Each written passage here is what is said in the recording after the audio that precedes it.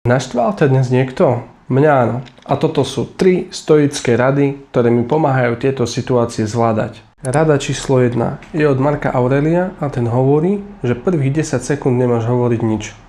Pretože reakcia je tvoja jediná silná zbraň.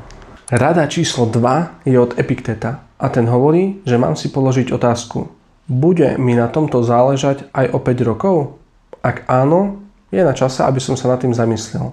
Ak nie, tak to nechám ísť. Rada číslo 3 je od Seneku a ten hovorí, aby som poďakoval tomu, kto ma naštval. Nemusím mu to povedať do očí, stačí, ak to poviem sám sebe. Pretože to, že si zachovám pokoj, znamená, že už som sám sebe vyhral. Toto boli moje 3 barličky na zvládanie hnevu. Aké sú tie tvoje? To mi môžeš hodiť dole do komentára. A ak sa ti toto video páčilo, tak si ho nezabudni uložiť, aby si tieto barličky mohol využiť vo svojom živote aj ty.